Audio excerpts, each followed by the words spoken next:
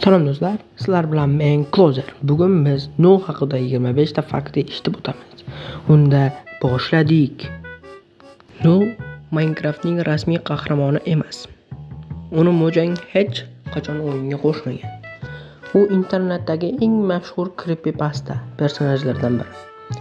Ko'pchilik uni Herobrine bilan adashtiradi. Null odatda qora soyaga o'xshash qilib tasvirlanadi. Ba'zi rasmlarda uning ko'zlari butunlay qora bo'ladi.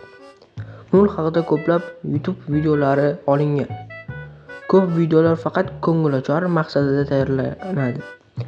Null haqiqiy mavjudotligi hech qanday dalil yo'q. U ko'pincha xarobalar yoki qorong'u joylarda ko'rinadi, deb hikoya qilinadi. Ayrim modlar Nullni o'yinga qo'shadi. Vanilla Minecraftda Null yo'q. Null haqidagi hikoyalar yildan yilga o'zgarib boradi.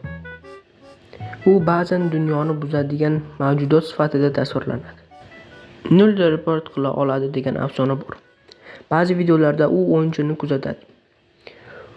U ko'pincha ovozsiz tasvirlanadi. Null haqida minglab fanartlar chizilgan.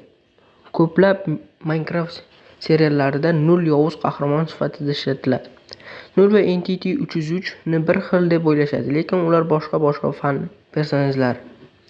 Null kelib chiqishi aniq emas. U haqidagi hikoyalar rasmiy Minecraft tarixiga kirmaydi. Kontent yaratuvchilari Nullni qo'rqinchli videolar uchun ko'p ishlatiladi.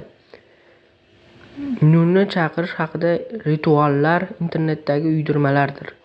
Null Minecraft afsonalari ichida Herobrine, Entity 303 va Gigant Alex bilan birga eng mashhur fan personajlardan biri hisoblanadi. Mana do'stlar, bugungi videomiz ham o'z nihoyasiga yetdi.